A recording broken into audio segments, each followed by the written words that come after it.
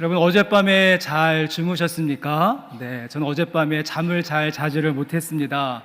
우리가 학창 시절에 소풍 가기 전날 밤, 운동회 전날 밤, 이 마음이 두근두근하고 기대감이 커서 잠을 잘 이루지 못하고 빨리 아침이 왔으면 좋겠다 마음을 먹는 것처럼, 나이가 들었음에도 불구하고 오랜만에 우리 전교인 한마음 운동회로 모인다라고 하니까요, 밤에 잠이 잘 오지를 않았는데 여러분도 그러셨죠?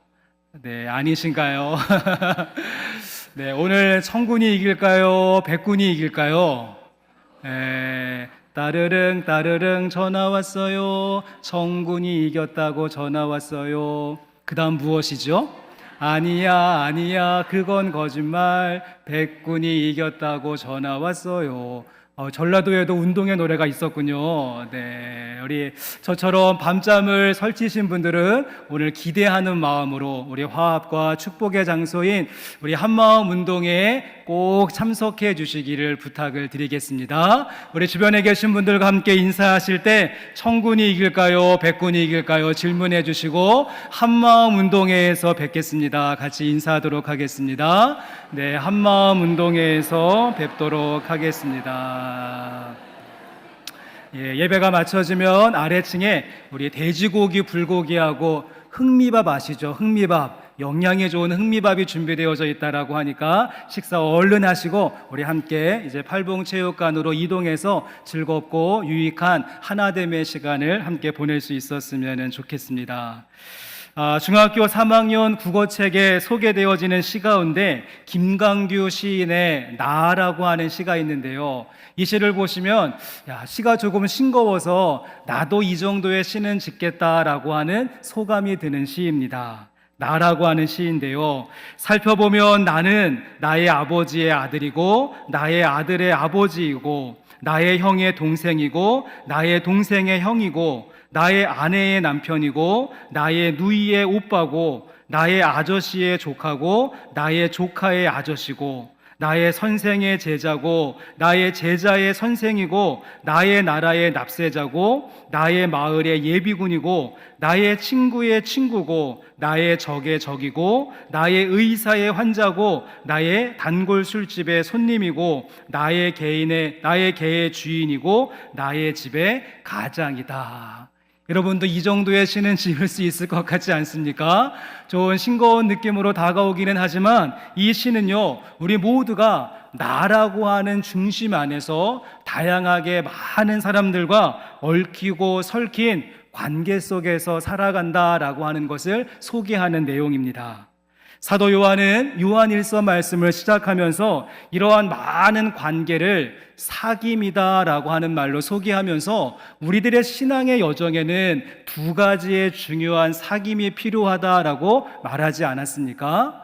여러분, 지난주 말씀을 한번 생각해 보시면 우리의 사귐과 우리와 사귐, 그래서 수직적으로는 하나님과의 사귐의 모습이, 수평적으로는 성도들 간의 사귐의 모습이 필요하다, 이렇게 위를 향한 사귐과 옆을 향한 그 사귐을 강조하는 말씀이 지난주의 말씀이었는데요, 우리 지난주 말씀의 요절이었던 요한일서 1장 3절의 말씀을 다시 한 번만 같이 읽어보시면 좋겠습니다. 요한일서 1장 3절의 말씀 같이 읽어보시겠습니다. 우리가 보고 들은 바를 너희에게도 전함은 너희로 우리와 사귐이 있게 하려 함이니 우리의 사귐은 아버지와 그의 아들 예수 그리스도와 더불어 누림이라. 아멘. 여러분, 이 말씀은 우리 모두를 요한일서 말씀을 시작하면서 두 가지의 귀한 사귐의 현장으로 초대하는 초대장과 같은 말씀이라고 할 수 있는데요, 여러분, 그런데 4절 말씀의 제일 마지막에 보시면 어떠한 단어로 마무리가 되고 있습니까? 그리스도와 더불어 누림이다 라고 말하면서 사귐의 모습을 누림의 모습으로 연결하고 있다는 것입니다. 여러분, 그러기에 진정한 사귐이란 어떠한 모습인가 하면, 요즘 청년들이 많이 쓰는 용어를 조금 빌려본다면, 우리가 한번 썸을 타고 끝나는 것이 아니라 사귐이라고 하는 것은 지속적으로 깊어지고 풍성해질 수 있는 누림의 모습으로 연결되어져야 한다라고 하는 의미일 것입니다.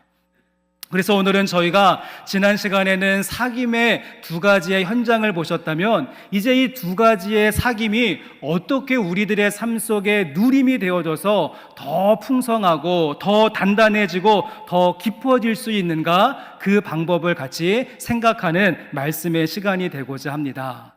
저는 개인적으로 이런 흐름이 가능하려고 한다면 오늘 설교의 제목을 보시면 매력에서 노력으로라고 하는 제목이 있는데, 우리 가운데 매력에서 노력으로 나가는 전환과 변화의 모습이 있게 되어질 때 우리 가운데 허락된 그 사귐은 누림의 모습으로 풍성케 될 수 있다라고 말씀드리고 싶습니다.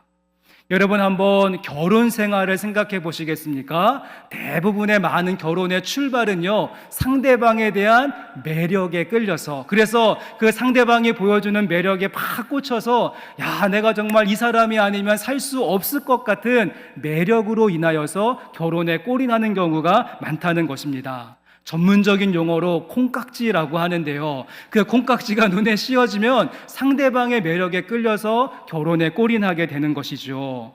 여러분, 그런데 살아보시니까 어떻습니까? 정말 결혼 생활이 이 매력만으로 가능하겠습니까? 결혼 생활 10년, 20년, 30년 살아갈 때 상대방을 향한 매력만 가지고는 부족하다는 것입니다.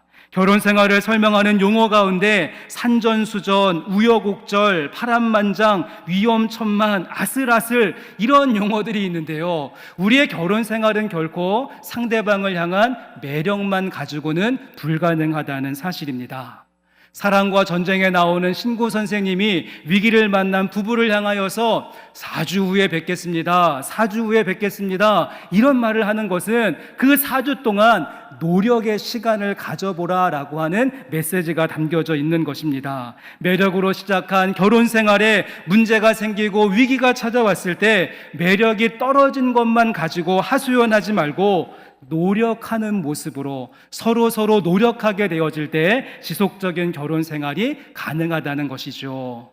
오늘 본문 말씀 가운데 사도 요한은 이제 같은 원리를 가지고 하나님과의 사귐을 이야기하고 서로의 사귐을 이야기합니다. 우리들의 신앙생활 가운데도 주님을 처음 만났던 뜨거운 그 시간이 있고 내 가슴 속에 하나님의 영광으로 가슴 벅찼던 그런 시간도 있는데, 우리가 언제나 뜨거움과 가슴 벅참으로 붕 떠 있을 수는 없다는 것이고요. 또한 성도들의 사귐의 모습도 어떻습니까? 서로 처음에는 마음이 잘 맞는 것 같고 찰떡궁합같이 느껴지지만 시간이 지나면 지날수록 삐그덕거리고 불편함과 서운함으로 관계가 어긋나는 시간은 반드시 찾아온다는 것이죠. 그래서 이러한 때에 우리에게 필요한 것은 매력을 넘어서 노력할 수 있는 모습, 매력에서 노력으로의 전환, 찰나적이고 순간적인 그 매력에 도취되어져 있는 것이 아니라 한 걸음 한 걸음 노력하며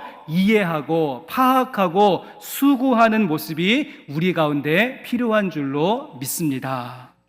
자, 그렇다고 한다면 이제 사도 요한은 오늘 함께 읽으신 요한일서 2장 말씀을 통하여서 우리에게 어떠한 노력이 필요하다라고 이야기하고 있는지 이제 본문 말씀을 좀 같이 보시겠는데요, 우리가 앞에서 사귐을 이야기할 때도 수직과 수평의 차원으로 보았던 것처럼 이 매력에서 노력해야 하는 부분에도 두 가지의 방향성을 가지고 우리에게 안내해 주고 있는데요, 먼저 첫 번째로 우리가 수직적인 하나님과의 사귐이 우리의 모습 속에서 누림이 되려고 한다면 어떠한 노력을 우리가 기울여야 하는가, 이제 본문 말씀 속에 우리 2장 3절과 4절과 5절의 말씀을 우리가 한 절씩 같이 읽어보실 텐데, 어떠한 말씀이 반복되고 있는지, 어떠한 표현이 반복되고 있는지 한번 체크해 보시겠습니까? 우리 먼저 2장 3절 말씀 같이 읽겠습니다.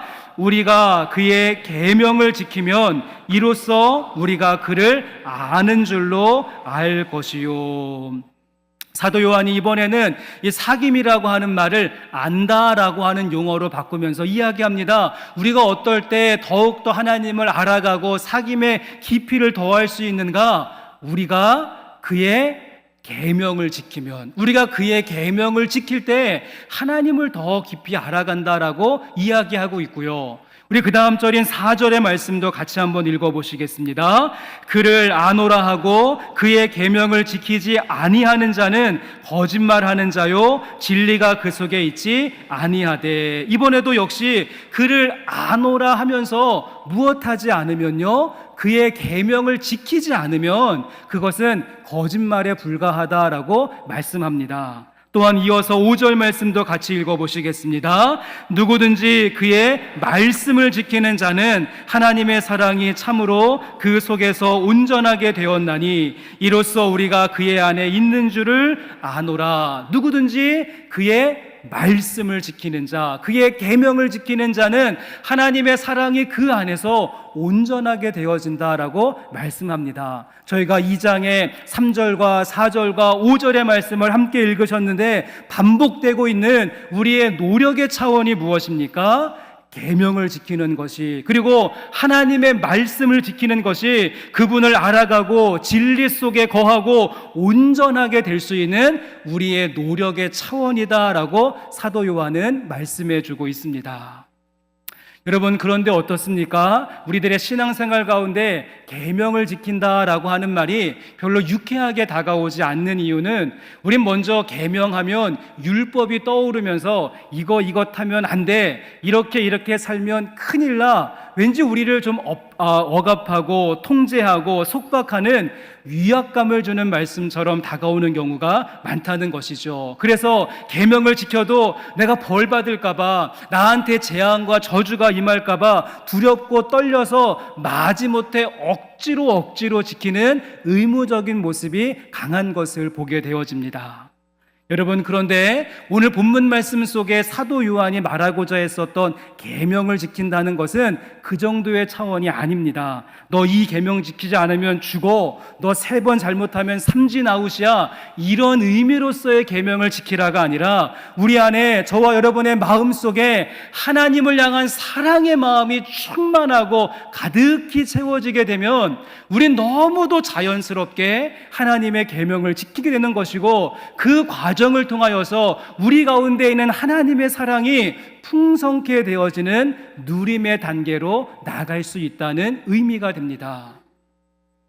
여러분이 정말 누군가를 사랑한다라고 생각해 보시면, 우린 누군가를 사랑하게 되면, 와, 이 사람에게 필요한 것이 무엇이지? 이 사람이 좋아하는 것이 무엇일까? 지금 어떠한 것을 원하고 있는가? 우린 고민하고 생각하여서 그 사람이 원하는 것을 해주기 위해서 노력하는 모습과 같은 차원인 것이죠. 우리가 하나님을 사랑하게 되어지면 그 사랑으로 인하여서 너무도 자연스럽게 물이 흘러가듯이 하나님의 계명과 말씀이 무엇인가 귀담아 듣고 그것을 행하는 자리에, 그것을 준행하는 자리에 우리가 설 수 있게 된다는 사실입니다.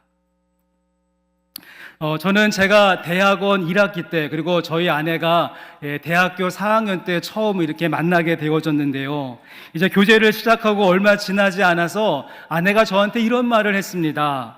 자신은 예전부터 꿈꾸던 로망이 하나 있는데 그것이 무엇인가 하면, 저희 아내는 그 당시에 여대를 다니고 있었습니다. 여대는 아시는 대로 그 안에 남자들이 들어갈 수 없는 금남의 장소이죠. 유일하게 짜장면 배달하시는 분만 그 안으로 들어갈 수 있어서 얼마나 부러웠는지요. 그래서 여러분, 여대 앞에는 어떠한 광경이 펼쳐지는가 하면, 이제 그 여대 안으로 남자들이 들어갈 수 없으니까요, 수업이 끝나는 시간쯤 되어지면요, 남자들이 어디다가 나왔는지 무수히 많은 남자들이 그 여대 정문 앞에서 꽃다발을 들고, 그리고 선물을 들고 기다리는 그러한 장관이 펼쳐지게 되어집니다. 전 평소에 그런 모습 보면서, 야, 저런 정신 나간 남자들 같으니라고, 남자가 자존심도 없냐? 한심하게 뭐 하는 짓이야? 제가 막 손가락질을 하고 쯧쯧쯧 혀를 차면서 남자 망신 다 시킨다고 제가 이야기를 했는데, 그런데 저희 아내가 로망이 있는데, 어떤 로망인가 하면 자신도 수업 끝나고 나올 때 거기에 사랑하는 사람이 꽃다발을 들고 선물을 들고 서 있으면 좋겠다라고 이야기를 하는 것입니다. 이런 앞불사. 여러분 제가 어떻게 했을까요? 여러분, 제가 어떻게 했을 것 같습니까? 도저히 용기가 나지 않아서 제가 3일 동안 작정 기도를 하고, 그 다음에 저도 그만 그 한심한 짓을 하고 말았다는 것이죠. 또 제 딴에는 좀 머리를 쓴다고 수업 끝나기 5분 전에 숨어 있다가 5분 전에 제가 정문 앞에 딱 섰는데요. 아이고, 음대는요, 수업이 끝나고 바로 내려오지 않고 연습실에 가서 1시간, 2시간 연습하는 바람에 핸드폰도 없고 삐삐만 있던 그 시절에 비가 내리는 날 제가 2시간 동안 비를 홀딱 맞으며 그 여대 문 앞에서 남자 망신을 다 시켰던 제가 그러한 기억이 있습니다. 여러분, 그런데 그날 제가 그 일을 할 때 아내한테 혼날까봐 무서워서 억지로 그 일을 했을까요? 요즘이야 혼날까봐 억지로 하는 순종이 많기는 한데 제가 그때는 사랑하는 마음이 기인되어져서 사랑하는 마음을 가지고 기쁨 가운데 그 일을 할 수 있었다는 사실입니다. 성도 여러분, 그렇습니다. 하나님께서 우리에게 명령하시고 우리에게 주신 계명 결코 만만치 않습니다. 하나님이 주신 계명을 인간적인 시각으로 본다면 세상의 흐름과 역행해야 하는 일들이고 일반적인 사람들과 반대 방향을 선택해야 되는 것이며 내가 손해보고 양보해야 되고 때로는 핍박의 길을 가야 되는 그런 길입니다. 결코 쉽지 않은 그런 길이죠. 하지만 우리는 그 길을 내가 하나님한테 혼날까봐, 매맞을까봐, 나에게 저주와 재앙이 임하게 될까봐 억지로 마지못해서 울며 겨자 먹기 식으로 종처럼 노예처럼 의무적으로 계명을 지키는 것이 아니라 저와 여러분의 마음속에 하나님을 향한 사랑의 마음이 있다라고 한다면 우린 그 마음이 동력으로 내 안에 작동하게 되어져서 하나님의 계명, 하나님의 말씀을 기꺼이 순종하고 준행하는 자리에 서게 될 줄로 믿습니다. 전 이 부분을 에릭 프롬이 쓴 유명한 책 소유냐 존재냐, 소유냐 존재냐, to have or to be라고 하는 말을 가지고 조금 설명을 드리면 좋을 것 같은데요. 지금까지 우리들의 영성 생활은요, 우린 소유의식, to have가 너무 강하게 작동되는 신앙생활을 해왔습니다. 여러분, 그래서 예배를 드려도 은혜를 반드시 받아야 되고요, 기도를 해도 반드시 기도에 대한 응답이 있어야 되고, 성경 말씀을 읽어도 지식이 축적되어져야 되고, 선교와 봉사를 해도 보고할 내용들이 있어야 하는, 우리는 너무도 많은 소유의식에 사로잡혀 있다 보니까 오히려 그 반대의 방향, 더 중요한 상대적인 존재 양식, 투 비로서의 모습이 약화되어지는 모습이 있습니다. 상업주의와 소유 양식에 포장된 미국제 기독교의 영향을 받게 되었고, 여기에 우리나라의 독특한 기복주의가 더 첨가되어지게 되자 신앙생활의 온전한 목적이 은혜 받고 축복받고 기도 응답 받는 것에만 우리가 목적을 두는 경우가 많다는 것입니다. 그러기에 우리가 다시 한번 점검해 보아야 될 부분이 있다라고 한다면 우리는 소유의식을 넘어서 내 존재의식, 내가 지금 하나님의 사랑 안에 거하고 있는지, 내가 참 포도나무가 되시는 예수님에게 붙어있는 모습인지 우리의 존재 양식을 다시 한번 돌아보게 될 때 그 하나님의 사랑이 우리 안에 동력이 되어져서 주시는 계명, 주님의 말씀을 기꺼이 순종하는 자리에 서며 그 순종의 모습을 통하여서 하나님과의 수직적인 사귐이 누림의 모습으로 풍성케 되어지는 은혜를 경험하게 될 것입니다. 오늘 저희가 설교를 마치고 마지막에 함께 부를 찬양이 오직 주의 사랑에 매어라고 하는 찬양인데요, 우리가 오직 주의 사랑에 매이게 되어질 때, 그리고 그 우리 가운데 부어주시는 존재 양식으로서의 은혜를 경험하게 되어질 때 우린 깊은 사귐의 자리에서 내 영혼 즐거이 주를 따르겠습니다, 내 삶 온전하게 주님 앞에 드리겠습니다, 저와 여러분이 고백하게 될 줄로 믿습니다. 함께 예배하는 성도 여러분, 위를 향한 방향성을 가지고 매력에서 노력으로 나가시되 우리에게 주신 명령과 그 계명의 말씀을 기쁨으로 순종하고 말씀대로 살아낼 수 있는 노력이 우리 가운데 있었으면 좋겠습니다. 그렇게 함으로 내가 주님 안에, 주님이 내 안에 거하시는 이 하나님과의 사귐의 영성이 점점 더 풍성케 되어지는 그 누림을 경험하실 수 있는 저와 여러분의 모습이 되기를 주의 이름으로 간절히 소망합니다.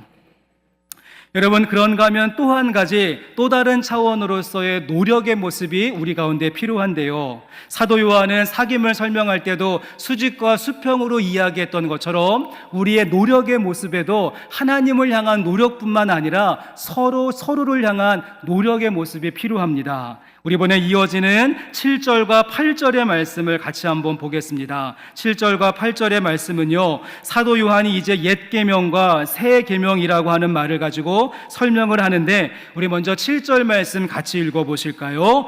사랑하는 자들아, 내가 새 계명을 너희에게 쓰는 것이 아니라 너희가 처음부터 가진 옛 계명이니 이 옛 계명은 너희가 들은 바 말씀이거니와. 지금 사도 요한이 앞으로 말하려고 하는 것은 어떻다고 이야기하는 것입니까? 새 계명을 쓰는 것이 아니라 이미 있었던 옛 계명을 말한다라고 이야기를 했는데, 여러분, 그런데 그 다음 절인 8절 말씀을 보시면 우리 가운데 혼란이 생깁니다. 8절 말씀도 같이 있습니다.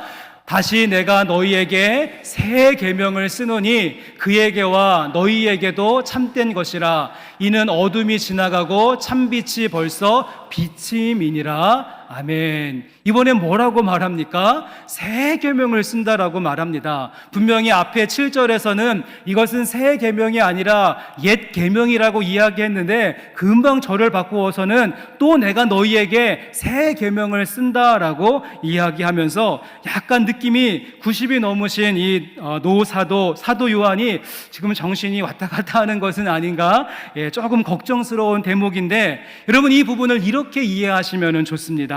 지금 사도 요한의 정신이 오락가락해서 새 계명과 옛 계명을 혼란하고 있는 것이 아니라, 먼저 7절 말씀에 이것은 새 계명이 아니라 옛 계명이라고 말한 이유는 무엇인가 하면, 제가 지난 시간에 말씀드렸습니다. 이 편지를 쓸 당시에 초대교회 안에는 그노시스라고 하는 영지주의 이단이 강력했었던 그런 때였습니다. 그런데 이 그노시스 영지주의자들이 성도들을 현혹할 때 어떤 말을 썼는가 하면, 이것이 새 것이라고, 이것이 새 계명이고 이것이 뉴한 것이다 라고 이야기하면서 성도들을 현혹해 하는 경우가 있었기 때문에, 지금 먼저 사도 요한은요, 이 그노시스 영지주의자들의 주장과 다르다라고 하는 것을 보여주기 위해서 먼저 이것은 새 계명이 아니라 옛 계명이라고 말을 하고, 그 다음에 이제 8절 말씀에서 말하고 싶었던 진정한 새 계명은 무엇인가 하면,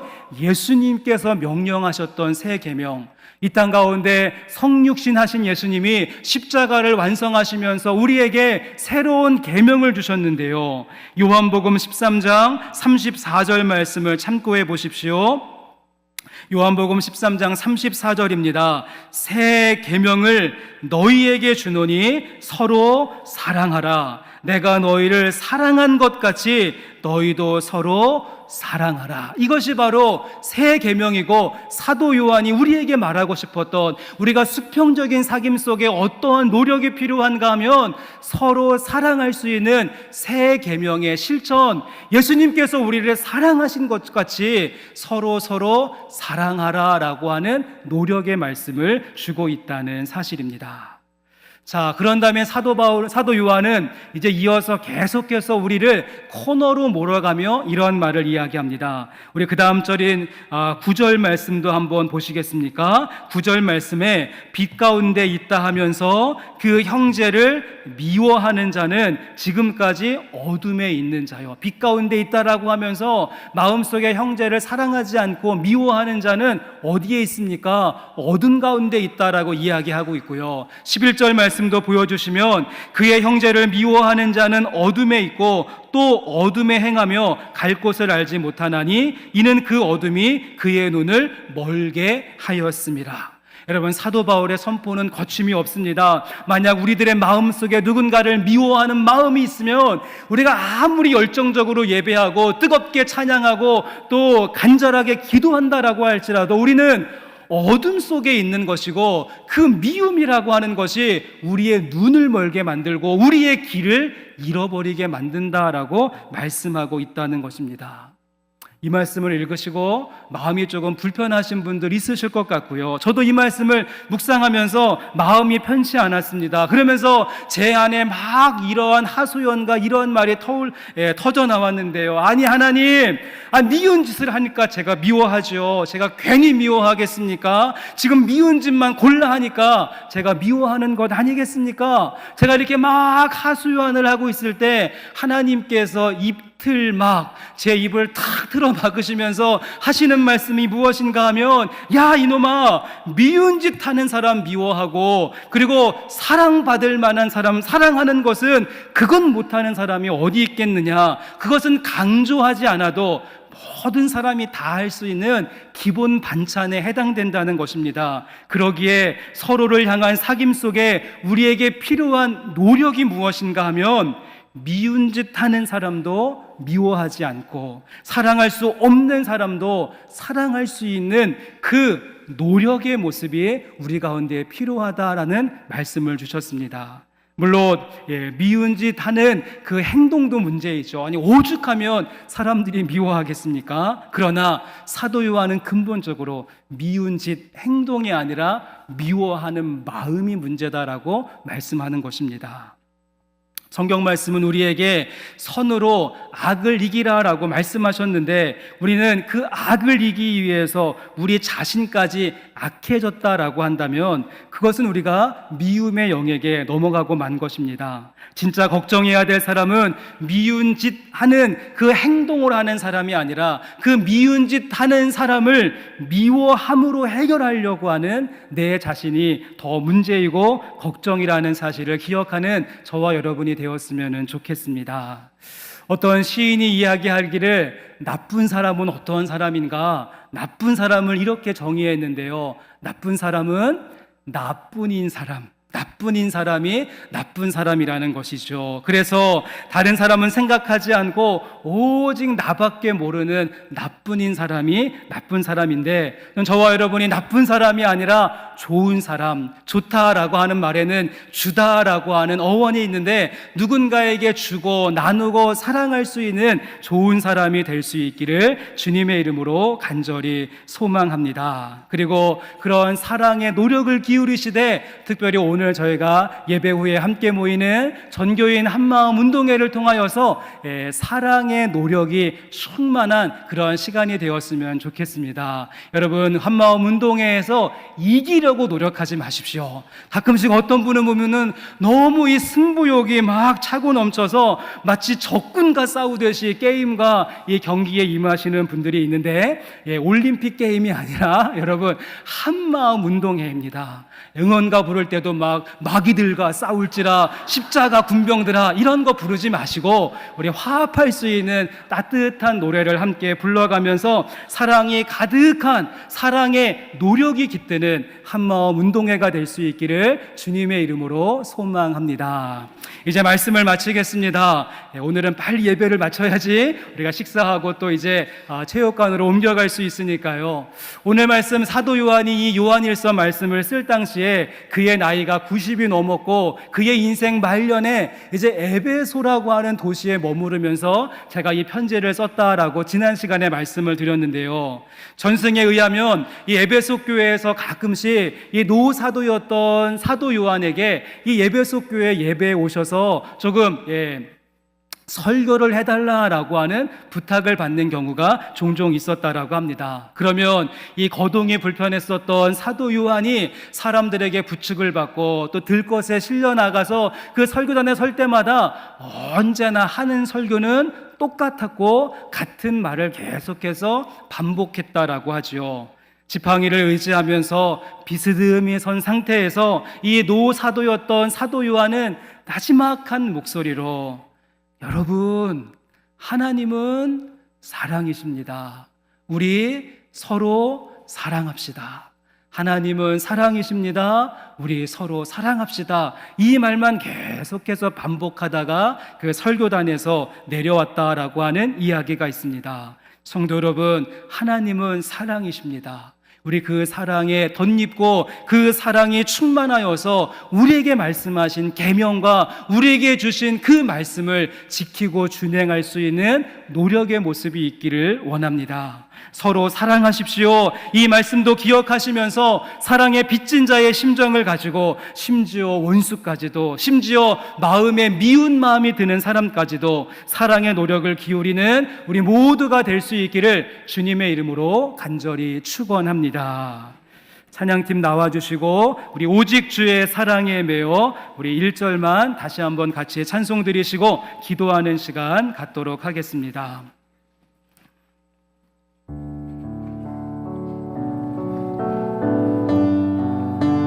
우리 함께 찬양 드리겠습니다. 오직 주의 사랑에 매여 내 영 기뻐 노래합니다. 이 소망의 언덕 기쁨의 땅에서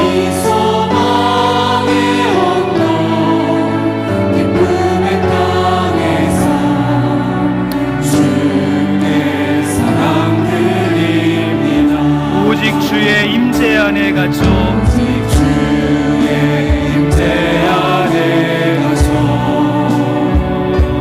내 영 기뻐 찬양합니다. 이 소명의 언덕 거룩한 땅에서 주께 건배드리 주께서 주신 모든 은혜 주께서 주신 모든 은혜 나는 말할 수 없네. 내 영혼 즐거이 내 영혼 즐거이 주 따르옵니 주께 내 삶 드립니다.